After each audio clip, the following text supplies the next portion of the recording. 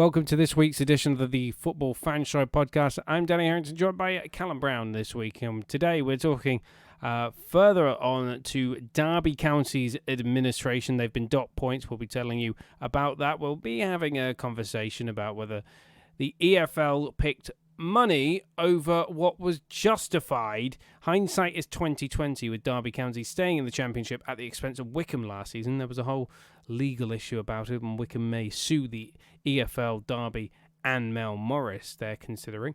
Ronald Koeman, should his time at Barcelona come to an end? We're having a look at some of the candidates in the frame, and we're also going to be talking about Celtic's worst start in 23 years, and also should betting companies be banned from sponsoring football clubs. And we'll, right at the end, just give you a brief preview of match day 2 of the Champions League. Thank you for tuning in. If you like what you hear, give us a like, give us a share. Tell your friends to come and tune in to us. We're here every week, and you can watch our live streams at twitch.tv/The Football Fan Show. Here we go. Derby County is where we start. Derby County. Shall we start with them? Have you found it at all funny that Wayne Rooney was not told that they were going into administration, that he found out from Sky Sports News? That would have been a sight to see. He's just sitting down with his cup of brew with Colleen. He's like, let's put Sky Sports News on, love. Derby going into administration. I think you're giving Wayne Rooney too much credit there. I think he's watching Teletubbies and accidentally switched over to Sky Sports News. Hey, nothing wrong with Teletubbies. Hey, they're releasing a new album and going head-to-head with Coldplay, I'll have you know. Legitimately, it's a new music war. Forget Oasis and Blur. It's all about the Teletubbies versus Coldplay. To be fair, right, as much as I love to bant Wayne Rooney, it's an utter disgrace that no one's told him anything. Like, aren't managers meant to keep in sort of constant contact with, I don't know, managing director, CEO, anyone on the board? Like, and none of them could tell him? Well, what I can say is that Mel Morris is a twat, and he is the owner of Derby County. Mel Morris, by the way, is worth hundreds of millions of pounds and could ultimately afford to keep Derby County. It's just the simple case of he's a very wealthy guy, and he got bored. Literally, he got bored because they couldn't get him. He couldn't. People get promoted. Normal people are losing their jobs because he doesn't want to spend any of his money. Yeah, he's done. Even though, you know, that's the problem with when you come that rich, where you begin to think you can play God with people's lives. Well, that's the thing.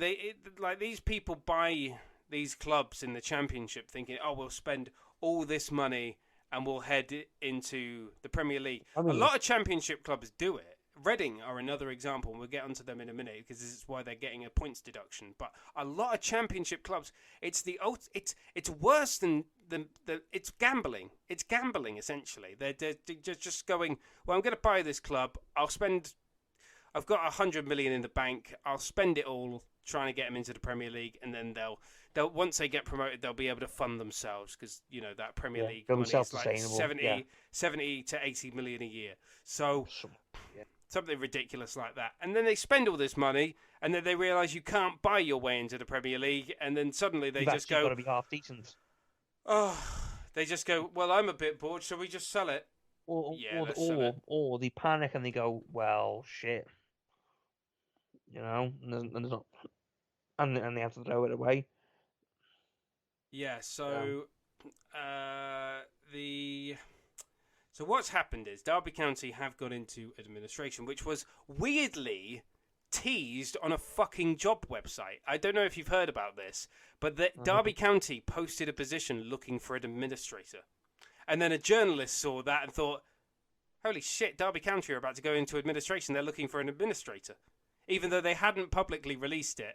And well, obviously they did on this job website. Yeah, they posted it before they actually announced anything to the EFL, to the fans, to the media.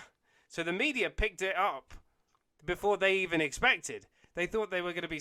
Well, they weren't even sly and underhanded. They were just freaking lazy. Wayne Rooney was probably it's a full-time thing. Pretty much as soon as one match finishes, you've got to then get yourself ready and plan, and then go and train your players and that. So he's probably sitting there doing all this, and then this comes out, and it's like it's probably, it's a hammer blow, isn't it? It's like no one told him anything for the longest time. Like it's all just kept hidden. It's a travesty. It just shouldn't happen at all. Yeah, Like, apparently that's exactly what happened.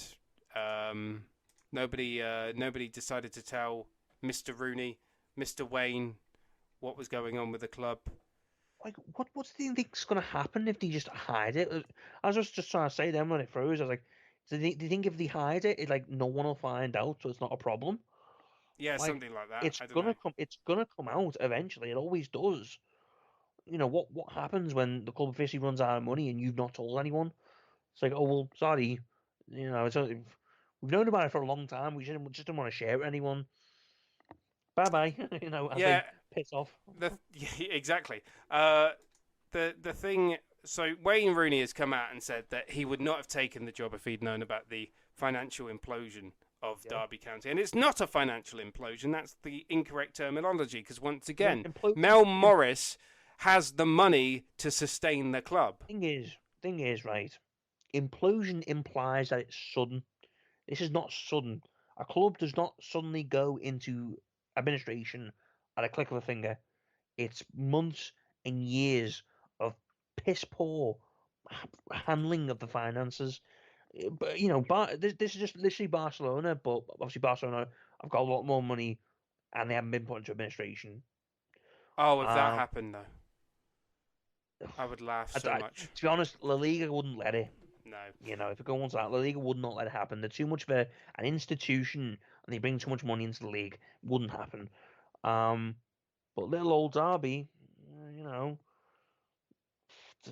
I mean, I just think the fact that these people let this come to happen, like obviously they don't want it to happen. I'm not saying they just let it happen.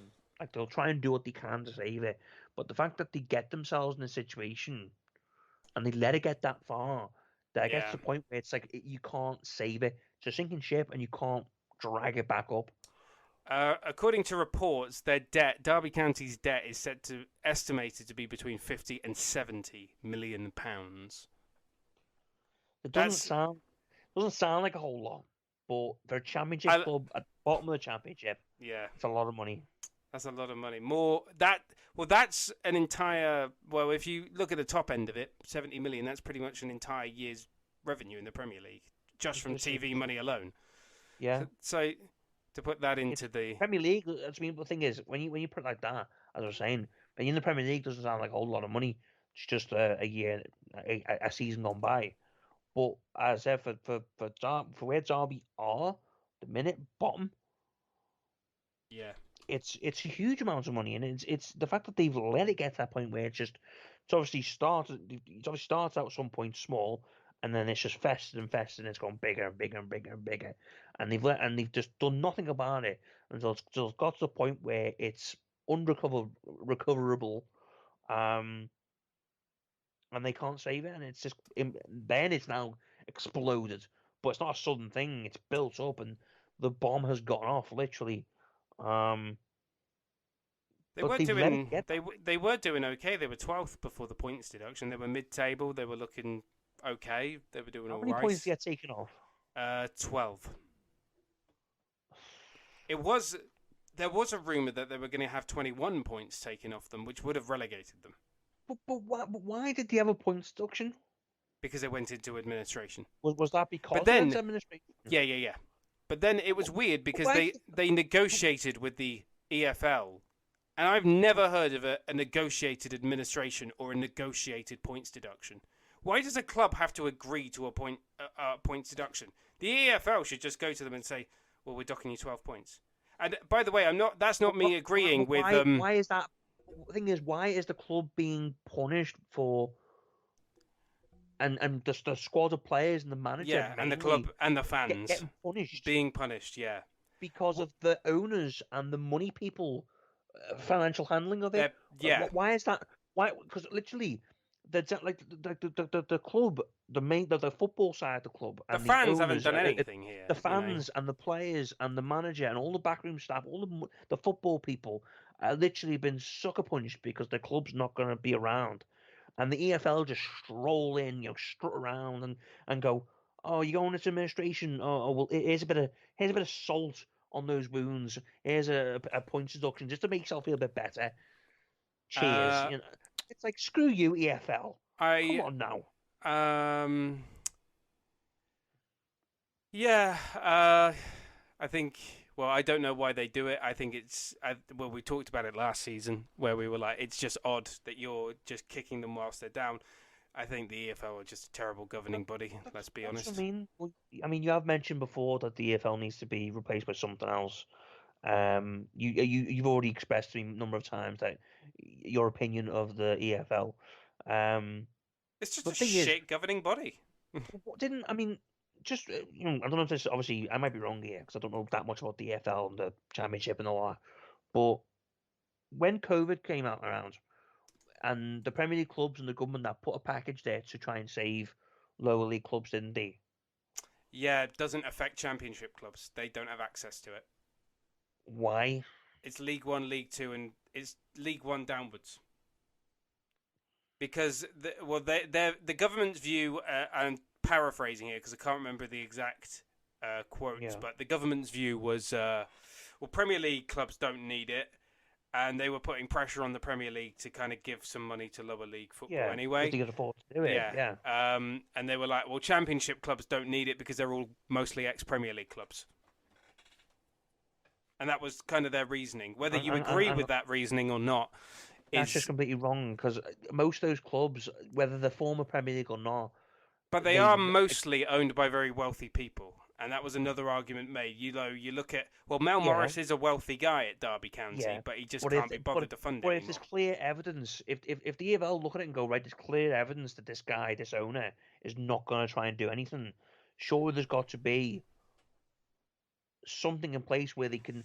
I'm not saying save the club. I'm just saying like put it into like it's like a suspension of the administration until they can find someone's come in and invest. Save the club for the fans more than anyone. You know, why can't they put something together like that? Is it too much hard work for the EFL? Is it? Why would they bother helping supporters? Because well, sport is there's no sport. Yeah, but the EFL don't care about that. They don't care about the fans. Well, well, They don't that's care about well. the There you supporters. go. We'll go into politics We're and going into the all politics sort of of things that football. shouldn't, but that things that just shouldn't affect it. I mean, take the politics out of it. The fact of the matter is, a club that has a long history. It's an old club, Derby, and it's got Managed lots by of Brian fans. Clough, won the Exactly, Division One title. Probably would have won exactly, the European Cup had they not sacked him. But anyway, exactly. History, legacy, fans of the club. Take the politics out of it. That should be the reason why you save it. You don't want a club.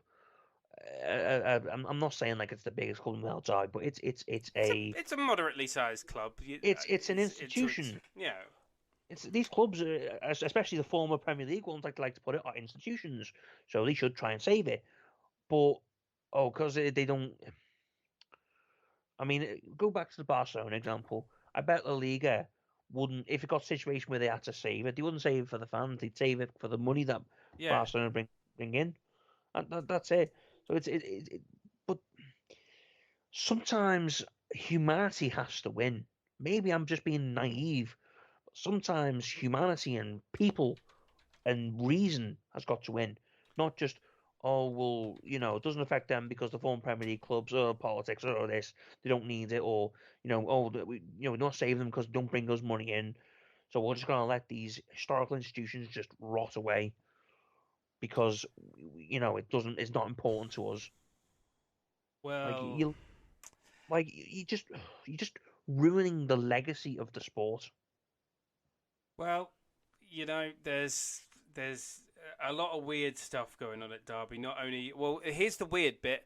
One of the weird bits is from so 2 seasons ago, the EFL banned clubs from essentially not selling their stadiums, but selling them to companies that are owned by the owners. So Mel Morris I believe, has a company that owns Pride Park that is not Derby County. So Derby as a club do not own Pride Park.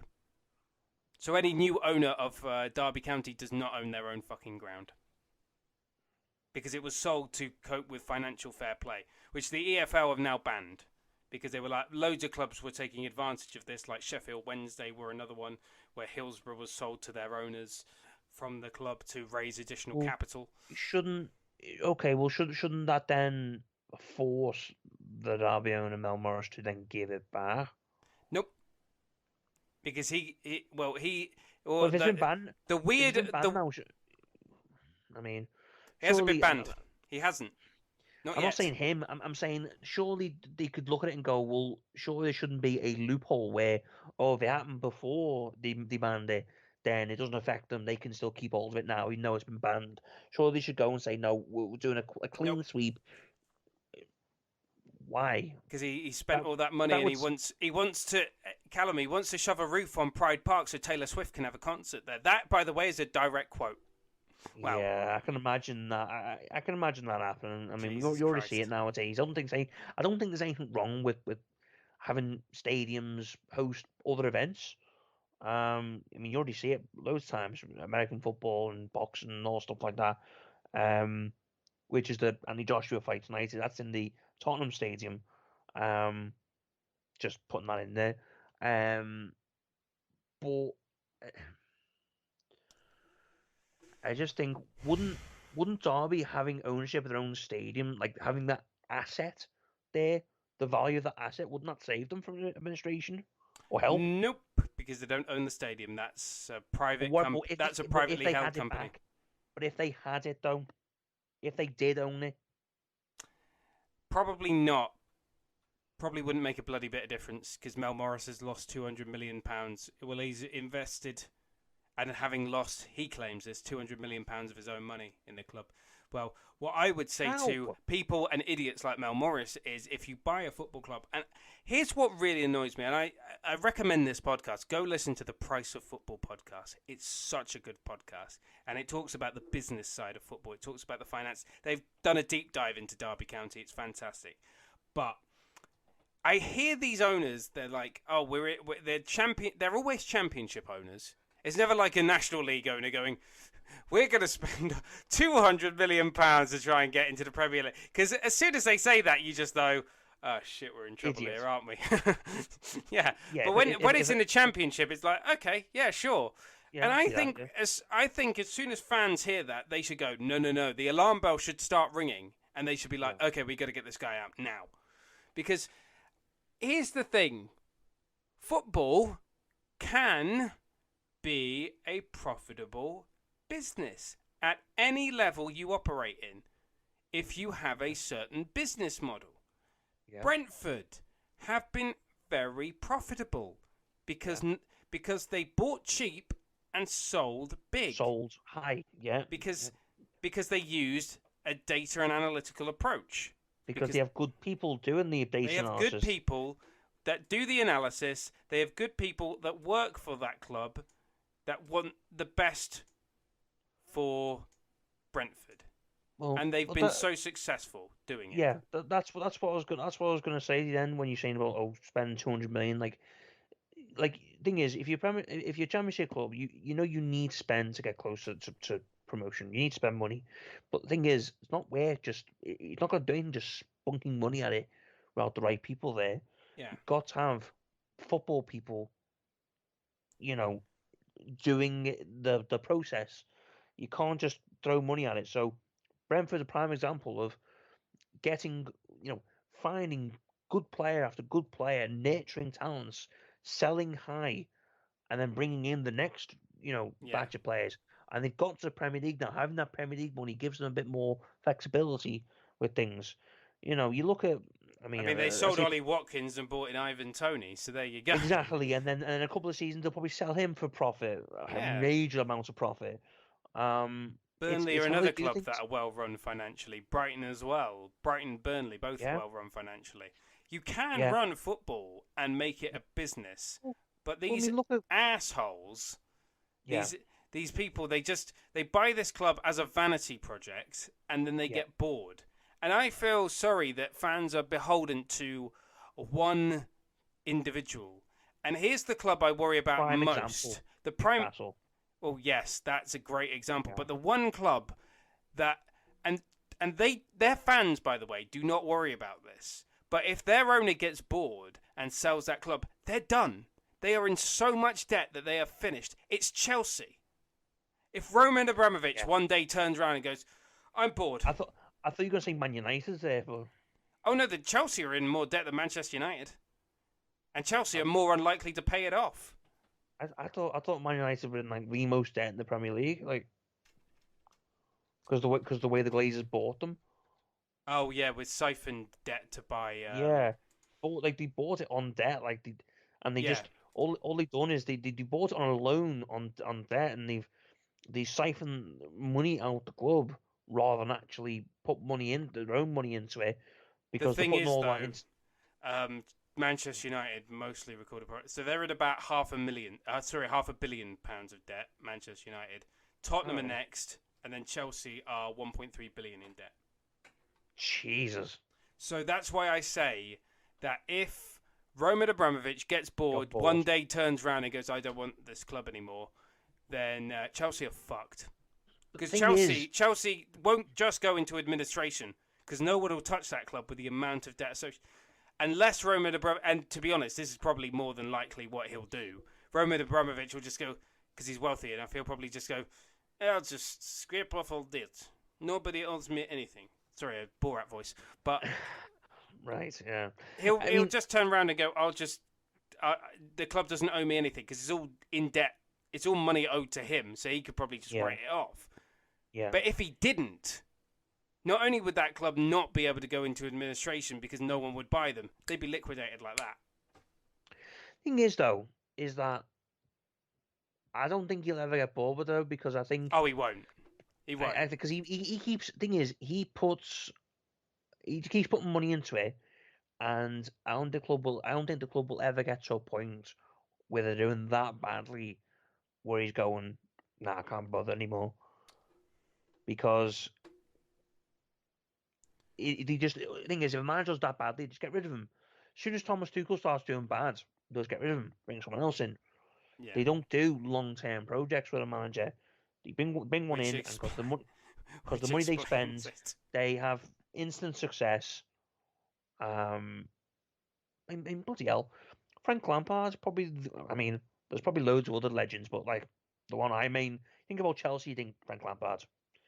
They had him in. They spent a bit of money. Or no, they actually didn't spend money for him. Oh, no, they did. They did. Sorry, his first full season. And by Christmas he was gone. Yeah.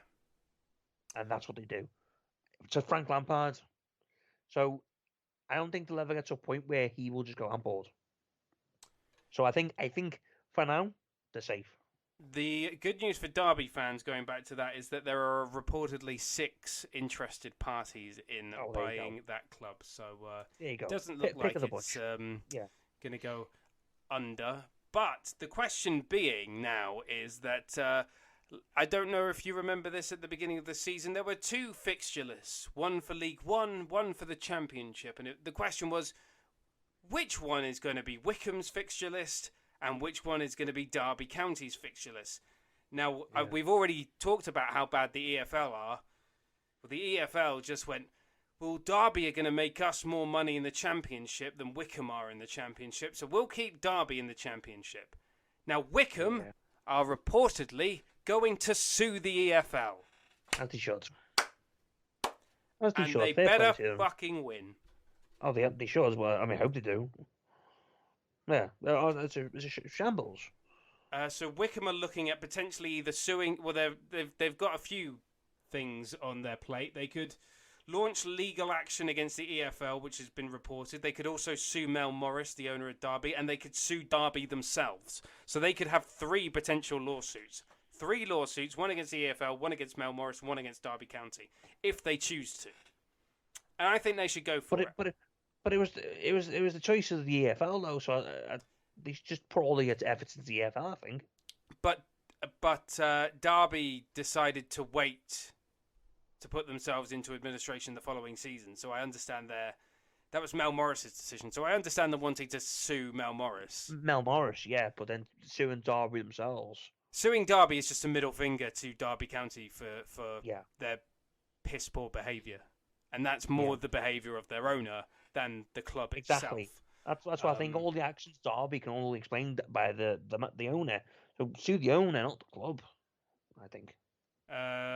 So they are looking Wycombe at potentially, they're chatting about their options to sue. I think, obviously, with hindsight being 2020, I think we both agree that Wycombe should be in the Championship and Derby County should be in League One this season, because they should have received their points deduction last season. But we see that often, very often, that that even if a club's having trouble, they'll go, we don't want to have our points deduction this season, so we'll wait until next season to go into administration. Or if we've already been relegated, we'll take our points deduction now.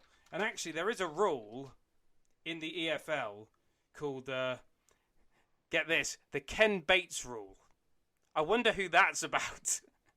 Where, remember when Leeds United were relegated from the Championship, and then their owner Ken Bates decided, we're going to go into administration now, so we'll finish bottom of the Championship, and that'll be us done. And all the League One clubs went, no, you bloody won't. You'll take your points deduction next season. But no. So the EFL actually kind of tried to manipulate the rules after that because it was taken advantage of. But then again, to Ken Bates' credit, rules are meant to be, if you can find a loophole with the rules, they're meant to be broken. Go for it. Go for it. And then people like us will piss about it on this programme. We'll just go, that's unfair, that's so unfair. Well, I'll do the high-pitched voice. That's so unfair. The welcome to the Bleeding Hearts Club. But I think we can all say with supreme confidence that Wycombe should be in the Championship and not Derby County. Derby are probably going to stay up. They probably are good enough to stay up this season. It's going to be tight, but for Wayne Rooney, he can just sit back and just say, well, it's not my fault if we get relegated because, all this shit's out of my control. All this crap's out of my control. So, it's not my fault.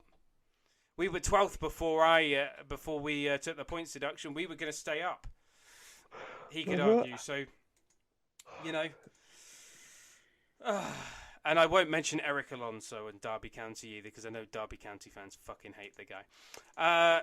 Let's finish our chat with Derby County. Just a brief one then. Harry Kewell has been sacked by Barnet in the National League after only 7 games in the job. The 42-year-old failed to win a single match in charge of Barnet, who have lost 5 games and drawn twice since the National League season began. They couldn't even beat Dover Athletic, who have a 12 points deduction at the bottom of the National League. So Harry Kewell and his managerial career seemingly in the toilet. Down the drain. Down the drain. Who the fuck is Alice? There you go. Down the skidded up drain. A more points deduction now. Reading Football Club. Jesus Christ. What the fuck is it with piss poor owners? Why are all the owners in the Championship just wank? Why are they just wank? Because they are literally their father's wank stains. They're just shit. So Reading, who are owned by Chinese owners, they could be docked points for as many as 9, but the reported figure is 6, apparently, for breaching the profit and sustainability rules set out by the EFL. By the way, Derby County's owner blamed coronavirus and the EFL for Derby going into administration. Don't believe him. Don't believe him. But this is the first of many. The Royals have been operating under a transfer embargo for the past 2 seasons and have been very limited in what they can do in the transfer market. Now, this point deduction doesn't mean that Reading are in debt or anything, but apparently, according to the Financial Fair Play, they spend, I've heard this figure rumoured about, they spend £100 less. They're £100 short of the limit. of what they're allowed to spend in terms of financial fair play. Oh. They are £100. I've got more than that in my bank account. Yeah, same here. So Well, thing is, the limit's there for a they reason. take so it to the limit, though, but they're you so may close to that limit. If the limit's there, you may as well use all you can.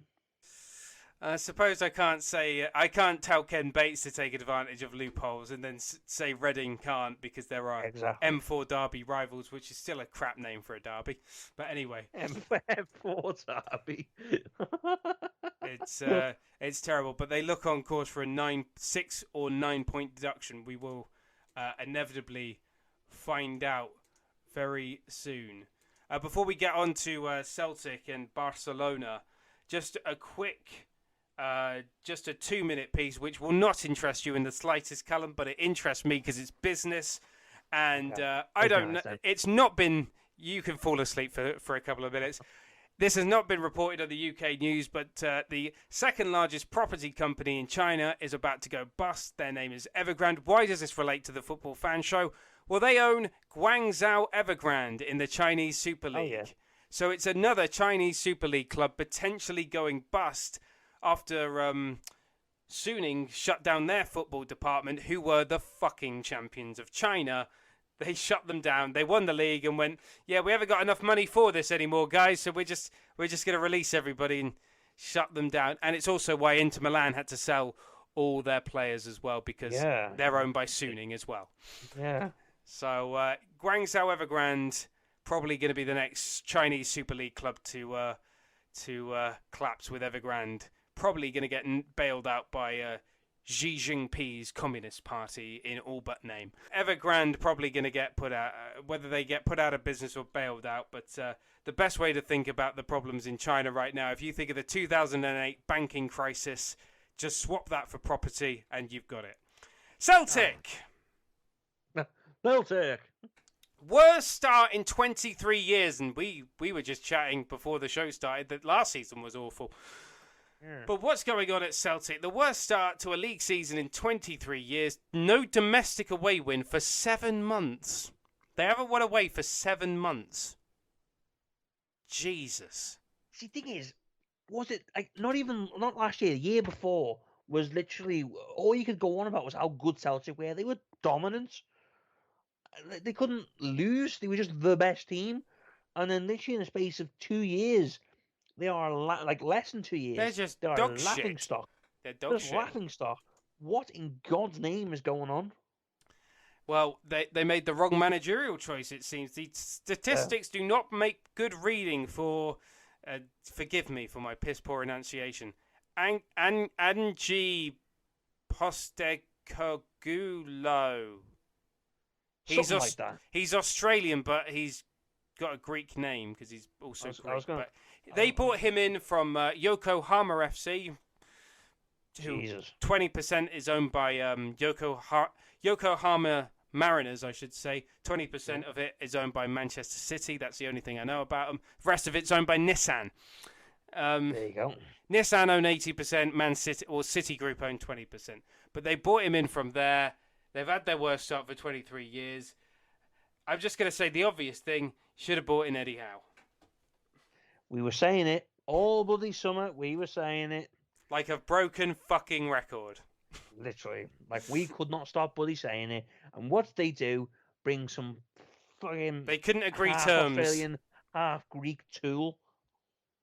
Who's never managed outside of the Australian national team or A-League or the Japanese...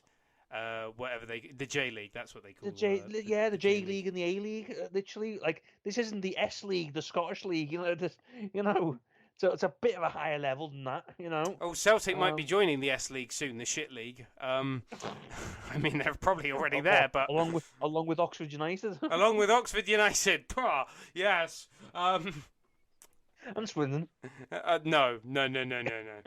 Not funny. Swindon already there, mate. Swindon already there. Hey, we had 9 players in the sub. We're doing very well for ourselves. Oh, here we go again. I told you, didn't I?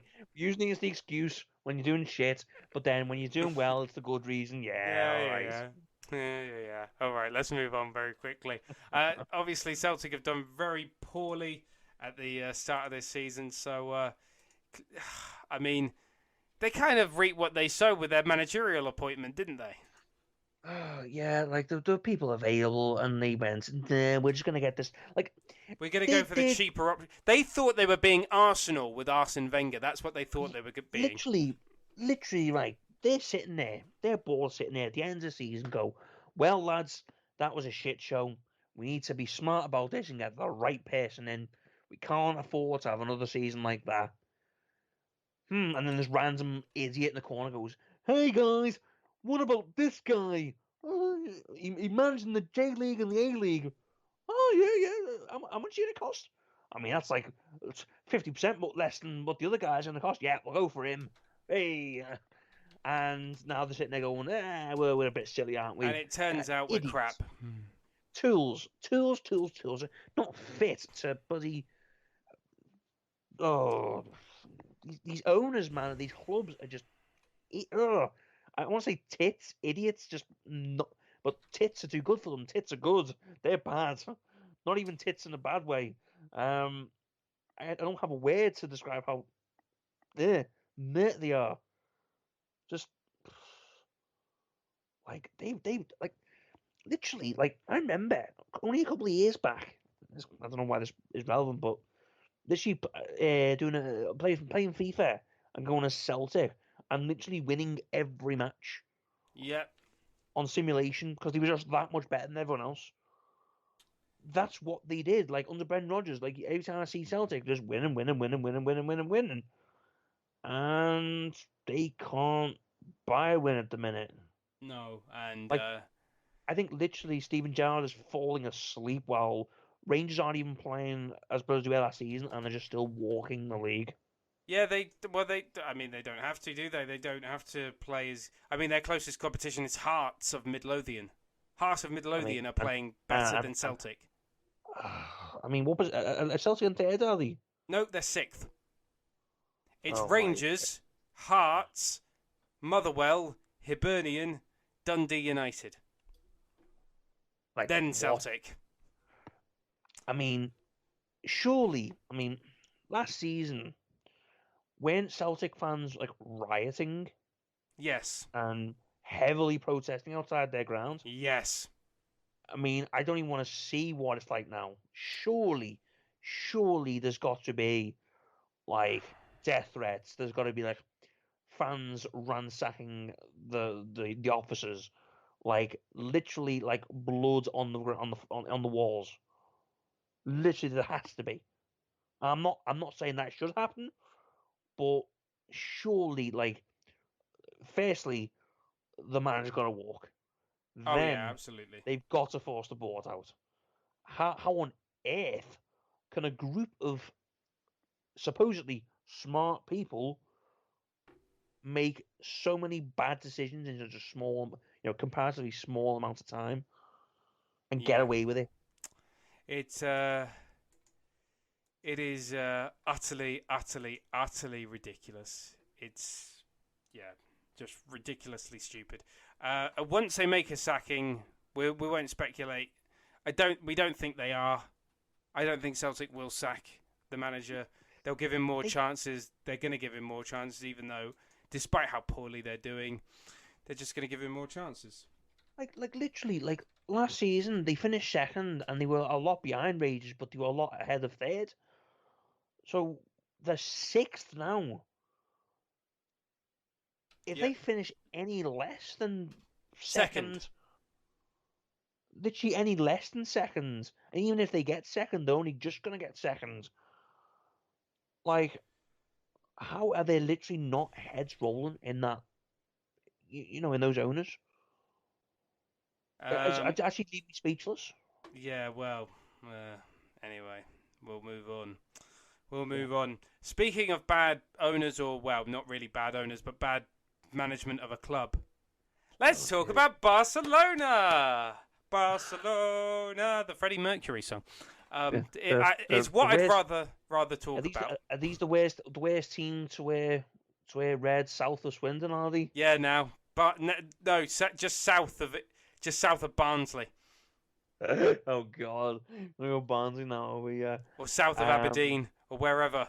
south of North London, south of the Emirates. There you go. Worst team to wear red, south of the Emirates. Oh yeah.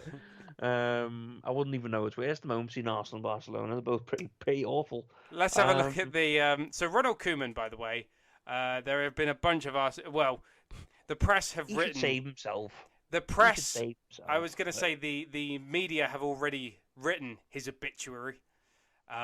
He is a dead man. He is a dead man walking, apparently. Well, this one is from the Guardian, and it says decline and defiance leave Koeman, a dead man walking at Barcelona.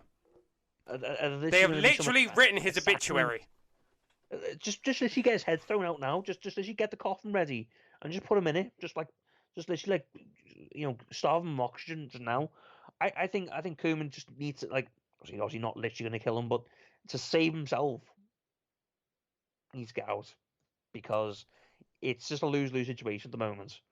Like, I saw a thing, and it was just, you go on about Messi again. It's like how they need to move on. It's like seriously, like, he's gone. He's just gone, hasn't he? Like, he wouldn't have signed for PSG. Like, he wants to stay. You couldn't afford him there, and he's chose to go on. Yeah, they legally couldn't keep him. Legally speaking, they couldn't keep him. The fact of the matter is that they are. I mean, we've said this all along. I'm just going to keep on the same thing. They're a sinking ship. They're awful, and Koeman needs to get out while he can. Yeah. Let's talk about managerial potential candidates. Former Brighton boss Oscar Garcia wants a job. Who? Exactly. Former Watford and Brighton boss Oscar Garcia reportedly told Barcelona he is desperate to become their next manager. Why would you be desperate? Like, why? Because he's a nobody, Callum. That's why he's desperate. The thing is, why would even, like, the bottom feeder scum managers of like National League managers go, I'm desperate to become manager of this club that are literally down the drain? Like, oh yeah, it's Barcelona. Because to be fair, Oscar Garcia is an ex-Barcelona player, but he spent 6 years at the club. But you know what? I know exactly. I'm going to channel Jacob, your boy, in the chat. He hasn't said this, but I know exactly who should be the next Barcelona manager. Steve McLaren? Big Sam Allardyce. Big Sam, yeah. Big Sam. Yeah. I even pointed to the sky there for Big Sam. Big Sam. And now Jacob, your boy's like, Big Sam, yeah.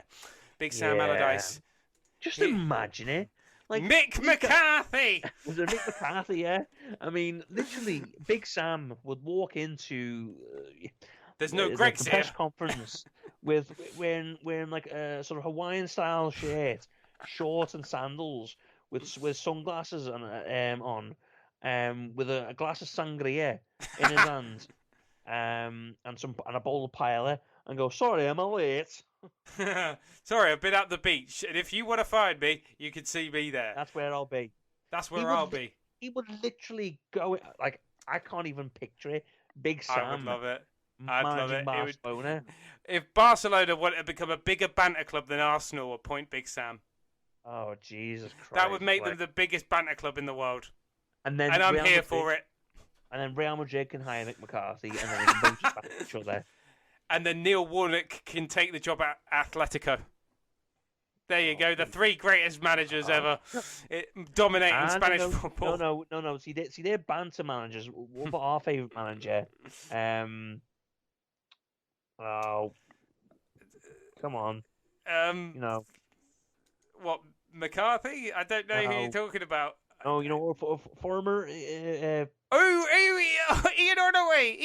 You want Ian Ordaway? You want O'Donnell? O'Donnell is Barcelona manager, but he'll play attacking football. They'll get absolutely trounced. Thing is, imagine Ian Holloway going into the Barcelona press conference and trying to speak Spanish. Hola? Oh. Hola? Gracias. Muchas gracias. I'd rather just speak English, if I'm honest. Me no speak Español.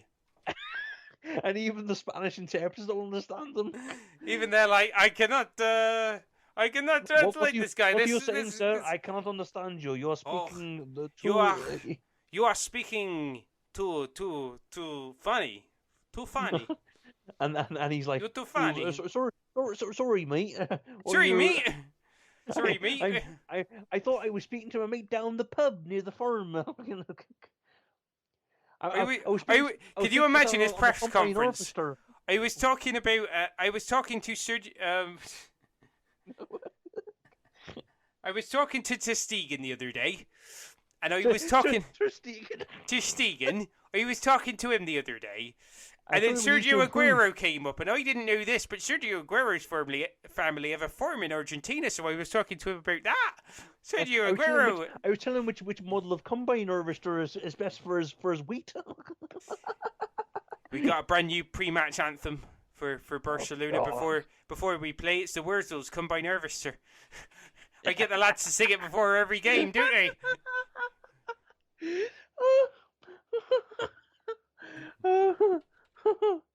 Oh God. Oh, just imagine Big Sam in the chippy over there. Yeah. He'd just be on the beach. Jacob, your boy, just says, I fucking love this show. He just, I fucking love this. Yeah, I'm in tears. Yeah. Could you imagine Philip could... Now they call you Little P. Why? You're not a P. Well, you're a person. Do you have a little pee-pee? Do you have a little wee-wee? Pee-pee? Do you have a little pee-pee?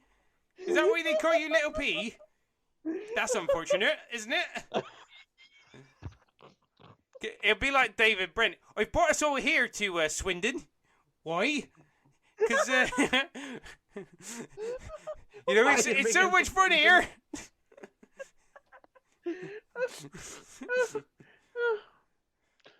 Oh, God. Gerard Piqué is like, who the fuck is this guy in Spanish? And he's like, Gerard. And then Ian goes up and like, hey, mate. You're right, mate. You're right, my liver. Came down now. You're right, my liver. All right, my liver. I'll tell you who I am. Gerard, I want to see you get into the... I want to see you do a better job in defence as the vice captain, but I also want to see your misses round the place as well. I want to see your misses round here. Yeah. You're not getting in the team until I see your misses round the club. me and me missus here want to invite you and your missus round to ours for some dinner. Yeah, I just want to see your missus here. It's casual, minimal wear. Jesus Christ. Anyway, let's focus on the actual candidates that are up for the job. The favourite is Roberto Martinez. He's apparently put the Belgium FA on notice that he wants to be the next Barcelona manager. Nah. I mean, it really worked. I mean, you'd also get two ex-Everton managers. So you've got Ronald Koeman, Roberto Martinez, and you've got Carlo Ancelotti at Real Madrid. So you've got three there. I mean, you're literally going through the shit there. I mean, Xavi is second favourite.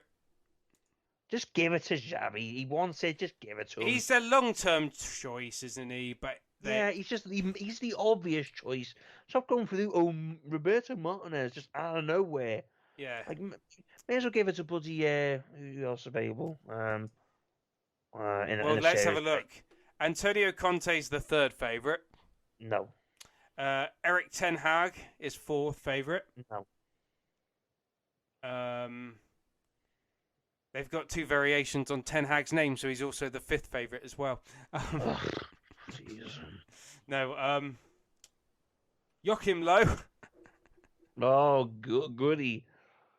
Mr. Sniffy Fingers here. Yeah. Bielsa's up there. He's 20-1. I know. Luis Enrique.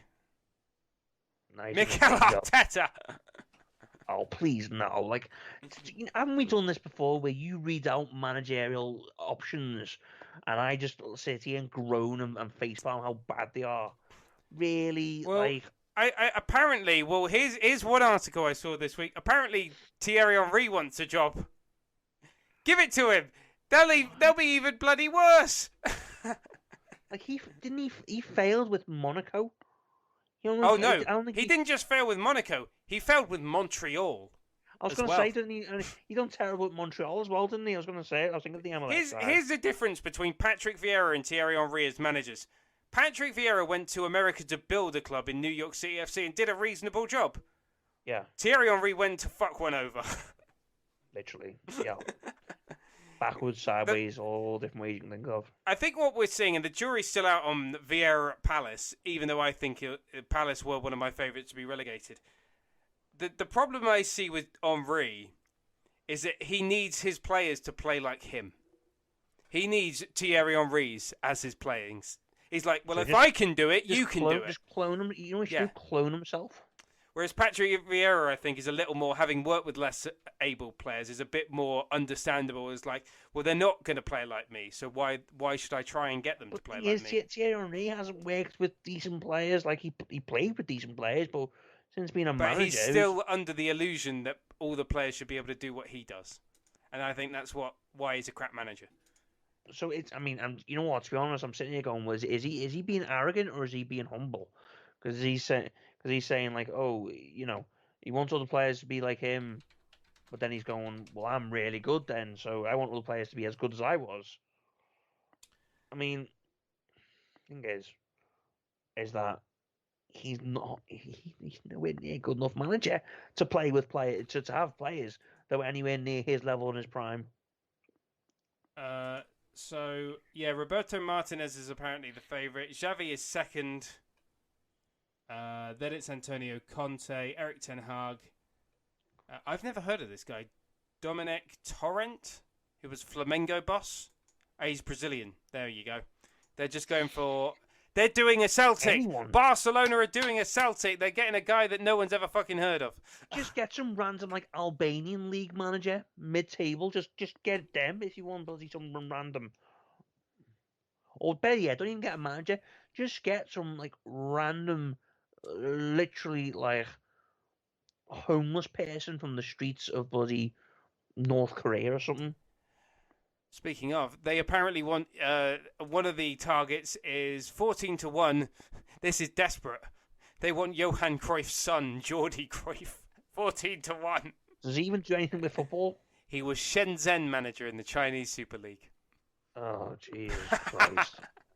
Right, we're gonna end it there before you have a brain aneurysm from tedious dullness. That's gone and past now, mate. You're dying from tedious dullness. My brain is oozing out my ears at the minute. Jacob, your boy, says John Terry for Barcelona manager. Yeah, but he'll try and sleep with Shakira. So there you go. That's a problem. Literally, him and PK just like fisticuffs every day, because every day, no matter how many times he says no, John Terry's at his door going, please, can I just touch her up a little bit?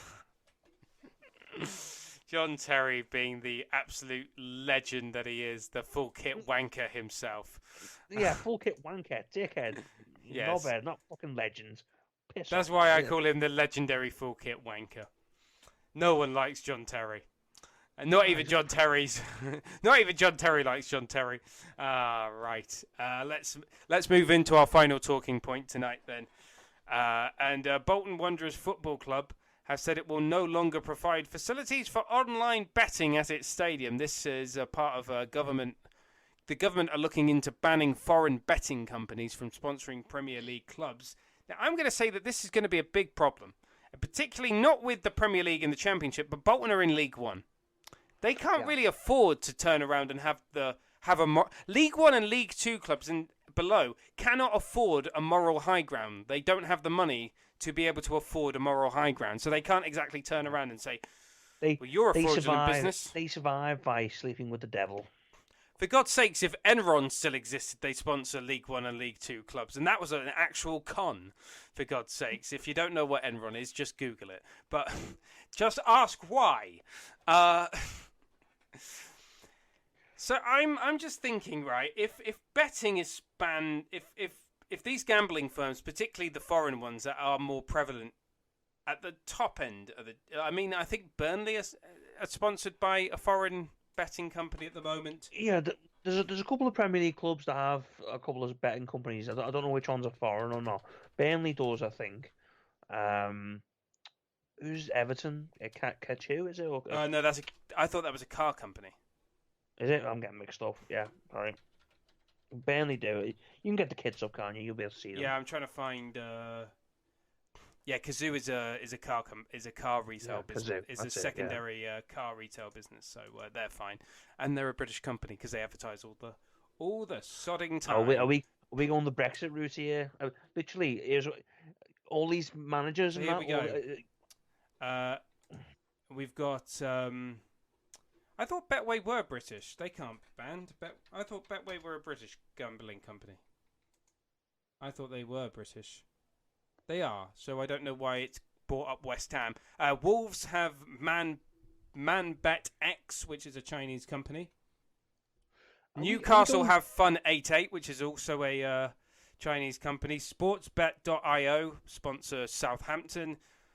Everton, not Everton. Brentford are sponsored by Hollywood Bet. I'd never heard of them. Hollywood Bet. I don't know who they are, but they are according to this, a South African betting company. Remember, Everton were sponsored by a Kenyan bookmaker called Sport Pisa. Yeah. Who were also a sponsor of Racing Point in Formula One. But here we go. 15 clubs and EFL clubs who need to change their shirt sponsorship. Thing is, just sorry to interrupt. Yeah, go. No. Go. Are we going full Brexit here by going? Oh yeah, well, British ones all right, but all the foreign ones need to be gone. Like, just if you're gonna ban the foreign ones, you may as well ban all of them. Well, I think why are the British ones okay? Well, this is from one article, but another article is suggesting the government are expected to announce a ban on football shirts being able to have gambling companies as their main sponsor. So they can have them as secondary sponsors. They can have them on the sleeve, I suppose. So that puts West Ham under the cosh because it's less visible. But you can still see them though. Less visible though. It's a loophole. Don't think too hard about it. It's a loophole. It's stupid. It's a stupid loophole, but it's a loophole. So Betway sponsoring West Ham. They'll have 9 of the Premier League clubs currently have a front of shirt gambling partner. Leeds are one.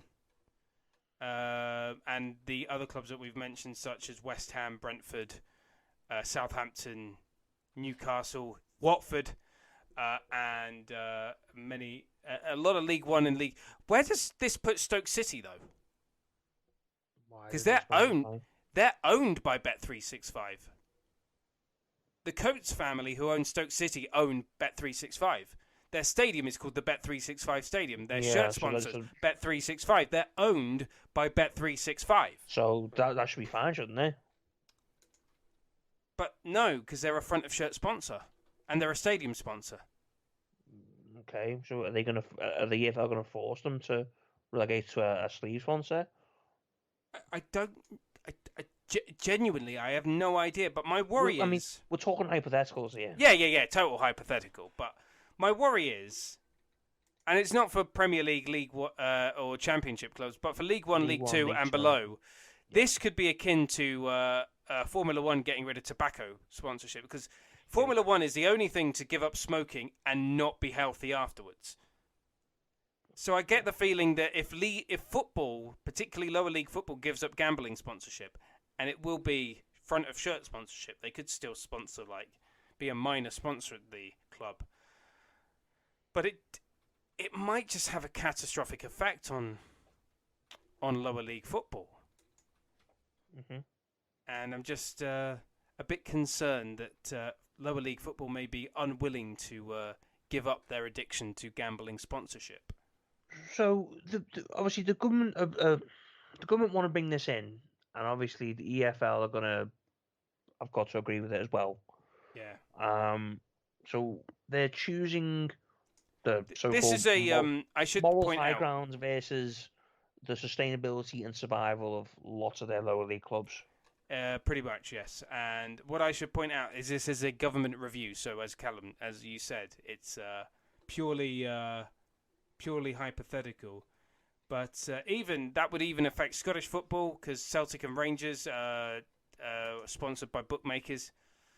Um, 32 Red sponsor Rangers and Daffabet sponsor Celtic. A lot of betting companies are getting free mentions here. Don't bet. It's shit. Bet responsibly. Just don't bet. It's a mugs game. Or that. Yeah. Just don't bet. So it's just it's I don't know how football is going to give this up, because there are certain clubs that, I mean, Bristol City in the Championship are one that come to mind. Bournemouth also, Championship clubs sponsored by betting companies. I think Derby are also sponsored by 32 Red, so that would be a problem for them.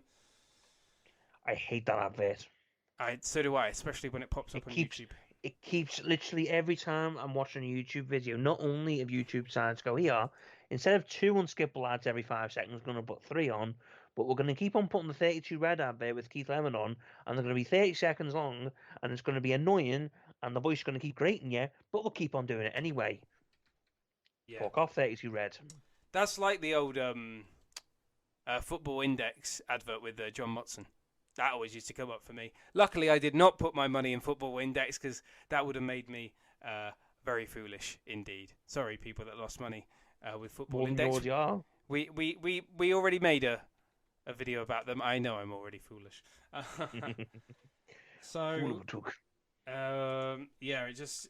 it could be I'm just pointing out that it could be a potential disaster. I agree that there shouldn't be gambling sponsorship on the front of football shirts when kids buy football shirts and they've got, you know what? I think I'm all right with the clubs being sponsored by gambling firms.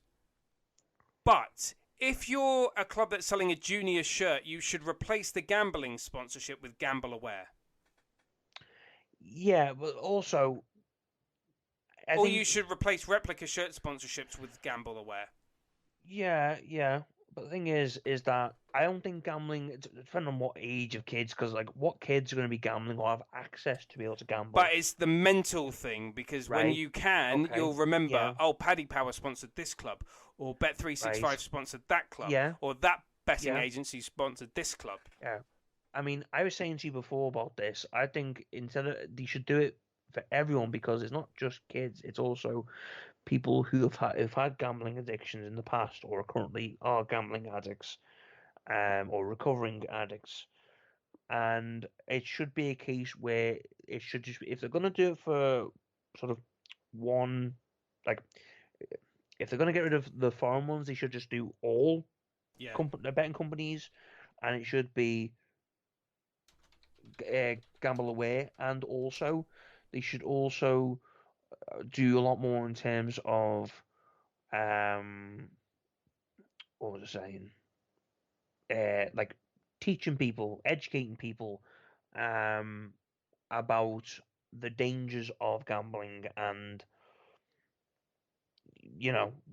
prevention more than anything. So I'd say it's not wrong with the sponsors themselves. I just think it should all be blared out. Just the main thing should be the dangers of the awareness of it, and that should be everywhere.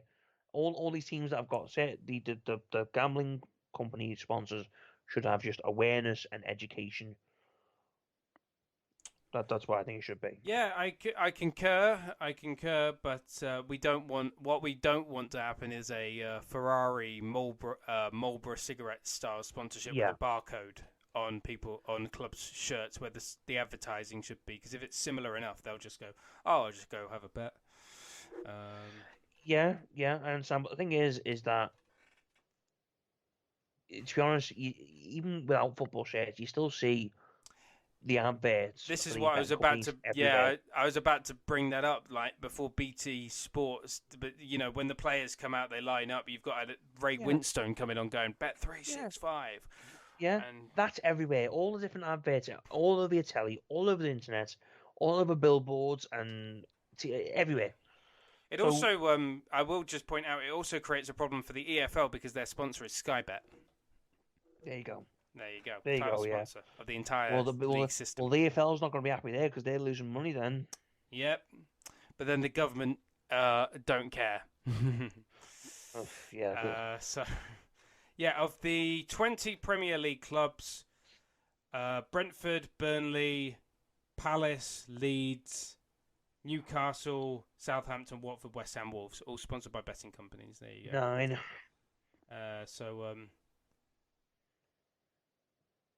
I would get into why cryptocurrency sponsorship is also worrying, because that started to creep into the Premier League as well in football. But we don't have time for it. We want to go. Just a quick mention: Steve Cooper is a new manager at Nottingham Forest. He ain't going to keep him up. I said this last week. Whoever takes that job is still going down. He was Swansea City manager last season. I don't know why he left Swansea for Nottingham Forest, but he's left. He left Swansea in the summer. He's a new manager at Nottingham Forest. Nottingham Forest are only going in one direction. The only way is down to League One with Derby County. So yes, if he can turn it around, I want to wish him the best of luck at the City Ground, but I don't think he will, because I think Nottingham Forest are fucked. But he is their 11th different manager in 7 years. Well, never a good sign. Never a good sign. No stability, that's all. The Champions League, because that's back on Tuesday and Wednesday, but we will have special live streams for you to keep an eye on the goals. Let's hope that Paris Saint-Germain pull off another shocker and get absolutely spanked at home by Manchester City. It's the only time I will be cheering on. It's the only time I'm cheering on Man City. No. I want PSG to lose so badly. No, I don't like City. No. I don't like City either, but I don't want PSG to go through. No, I don't want Eden to go through, to be honest. But I don't want Man City winning. So the ideal scenario then is for an earthquake to happen in Paris and the ground to just open up and eat the entire 22 players that are on that pitch. Yeah. And Pep. Big balls, yes. What about Poch? Is he okay? Does he come out of it? Don't mind Poch. Poch's all right. Just Pep and the entire first team squad for PSG and Man City. Yeah. Porto, Liverpool. Yeah. That's on Tuesday as well, is it? Yeah, that's Tuesday, 8 p.m. Liverpool for that one. Yeah. You reckon? I reckon so. We've got a good record in the Dragao Stadium. And the greatest game ever. Estadio Dragao. There you go. The greatest game ever is also on Tuesday. It's Real Madrid versus I Shot the Sheriff Tiraspol. Come on, Sheriff. Come on, Sheriff. When I was watching those goals, I was laughing because I was thinking of you. I shot the Sheriff. I shot the Sheriff. By the way, you didn't see this, but I have to get a Sheriff t-shirt if they get out of the if they have to get out of the group. I'm going to buy a Sheriff t-shirt. So yes, that is my own. A Sheriff's hat. I may just get the. Okay. Sheriff hat, Sheriff t-shirt, Sheriff hat, Sheriff badge. I'll get it all. Okay. Yeah. And then Wednesday, the only Manchester United versus Villarreal. Manchester United are going to lose that one, and Juventus versus Chelsea in the other game, which looks interesting. And the question is, can Barcelona get a shot on target against Benfica? Probably not, but we'll find out what happens on Wednesday. Thank you to my guest, Callum Brown, for this week's edition of the Football Fan Show. We're back next week with a review of Match Day 2 of the Champions League. If you would like to watch our live streams, twitch.tv/the Football Fan Show. Head over to our YouTube channel. We've got a video on the works about Derby County and explaining what is going on there. You can also watch clips of the show as well. And you can email me anytime. It's the Football Fan Show